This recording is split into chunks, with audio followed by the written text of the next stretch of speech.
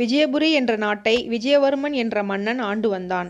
அவருடைய அரசவையில் மகிபாலன் என்ற அமைச்சர் இருந்தார். நகைச்சுவை உணர்வும் புத்தி கூர்மையும் நிறைந்திருந்த அவர் சமயத்திற்கு ஏற்றபடி பேசும் ஆற்றலும் பெற்றிருந்தார். ஆனால் அவர் தோற்றத்தில் மிகவும் குள்ளமாக இருந்தார். ஒரு சமயம் மன்னன் விஜயவர்மன் அவரை பக்கத்து நாட்டிற்கு தூதராக அனுப்பினார். அந்த நாட்டு அரசன் பிறர் மனம் புண்படும்படி பேசுவதில் விருப்பம் உடையவனாக இருந்தான். அதில் அவனுக்கு ஒரு மகிழ்ச்சி. தூதுவராக வந்த அமைச்சர் மகிபாலன் குள்ளனாக இருப்பதை பார்த்து அவனுக்கு மகிழ்ச்சி தாங்கவில்லை. உடனே அவர் அமைச்சரை பார்த்து, தூதுவனாக அனுப்ப உன்னைவிட சிறந்த ஆள் கிடைக்கவில்லையா? இவ்வளவு குள்ளமாக இருக்கும் உன்னை போய் தூதராக அனுப்பியிருக்கிறாரே உங்கள் மாமன்னர் என்று கேலியாக கேட்டான். இந்த பேச்சை கேட்டு அமைச்சர் மகிபாலனுக்கு கோபம் தலைக்கேறியது. தான் இருக்கும் சூழ்நிலை அறிந்து கோபத்தை அடக்கி கொண்டார்.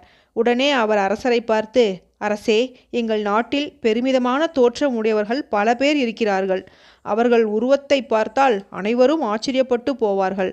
அவர்கள் எழுந்தால் அவர்களின் தலை சூரியனை மறைக்கும். ஒரு அடி வைத்தால் 1 கிலோமீட்டர் தூரம் போவார்கள் என்றார். இதை கேட்ட அந்த அரசன், அப்படிப்பட்டவர்கள் உங்கள் நாட்டில் இருந்தால் உன்னை போன்ற ஒரு குள்ளனை ஏன் தூதுவனாக இங்கே அனுப்பி வைத்தார்கள் என்று கேட்டான். இதனால் அமைச்சர் பெரிதும் மனவேதனை அடைந்தார். உடனே அவர், அரசே, எங்கள் நாட்டிற்கு ஒரு வழக்கம் உண்டு.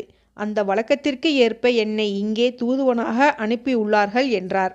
உங்கள் நாட்டு வழக்கம்தான் என்ன என்று குத்தலாக கேட்டான் அந்த அரசர்.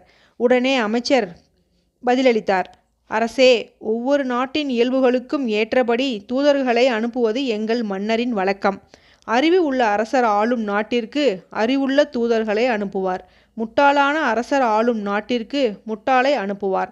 எங்கள் நாட்டிலேயே வடிகட்டிய பெரிய முட்டாள் நான் தான். அதனால்தான் என்னை இந்த நாட்டுக்கு தூதனாக அனுப்பியுள்ளார் என்றார்.